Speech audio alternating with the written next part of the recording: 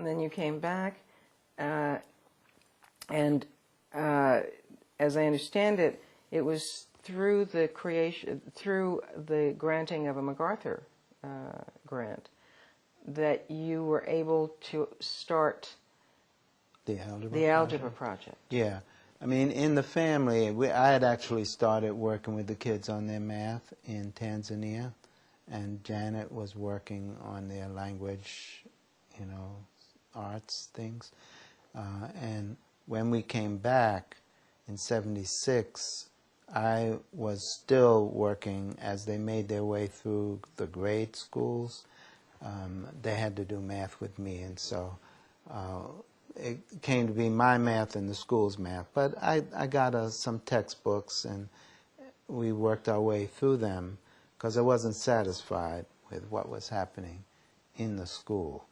And so when Maisha hit the 8th grade, she had already worked through the 7th grade math book.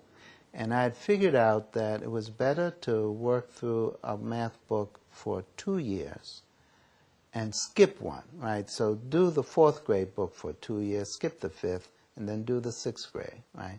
So Maisha had done the 7th grade book for 2 years, and we had been very thorough and current. So there was no need to do the 8th grade book, and she was ready for algebra. So this was 1982, and it just turned out then in the summer of 1982, in August, it was announced that I got this MacArthur Fellowship. And so she rebelled. She said, Maisha, she's a young teenager now, and so she said that she didn't want to do 2 maths, right? My math and the school's math. So I said, well, you'll do my math in school.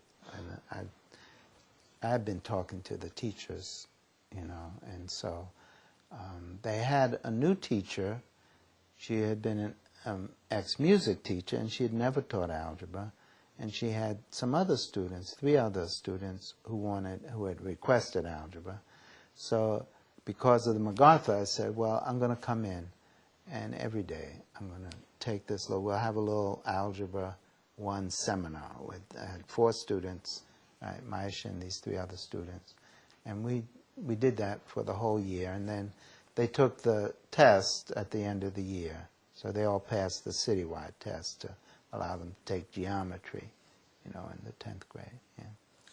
And why did you decide that algebra and creating the Algebra project was so critical for young African Americans? So for my own children, I was looking at, what do they have to have in place so that when they get to college, the whole course of studies is open. There's not anything that they might decide that they want to be or do, and they can't do it because they're not prepared. So, traditionally it's all those subjects that require math that people say, oh, I'd like to do this, but I can't do the math. So I didn't want the math to be an obstacle. So that was one thing, right? But then as I was looking, we were going through this era of introducing computer technology.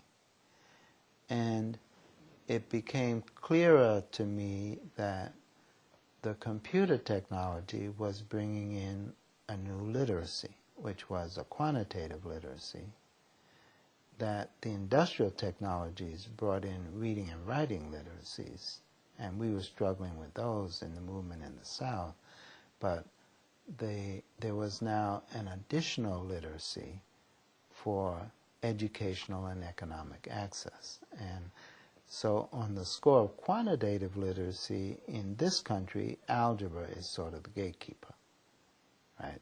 If you're going to be literate in the quantitative sense, then you've got to master algebra, right? And beyond, but algebra is the initial gatekeeper. So that understanding about this enormous technological shift from industrial technologies to information age technologies, bringing about a different literacy for both educational and economic access, is sort of one of the main arguments, right? Now, the other argument is simply that it's doable.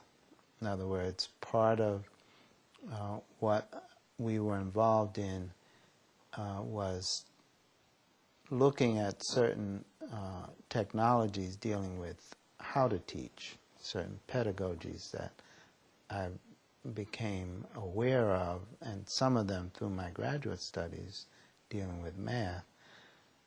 So, because it's hard to put it out there if you're not also saying, well, here's one way to do it, right? Because otherwise it's like you're beating your head against a stone wall, right?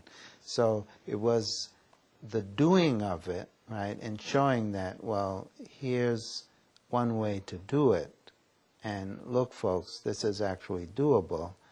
So what we need now is to agree that we're going to marshal our resources to do it, right? So it's that really, is it's an like important part. community organizations around the teaching. Well, on that score, I mean, I just went back to the movement and the idea, well, in the 60s, we were using the vote as a tool to organize the community for political access. So here, math literacy is no reason why it can't be a tool to organize the community for educational and economic access, right? So there, all the the strategies and lessons learned from that piece of the movement is figuring out, well, how do you apply them over here? And so now, as I understand it, your work impacts close to 10,000 students a year? Across the country, yes, I think, because there are over, 300 teachers that have been, trained and spread all over the country. So,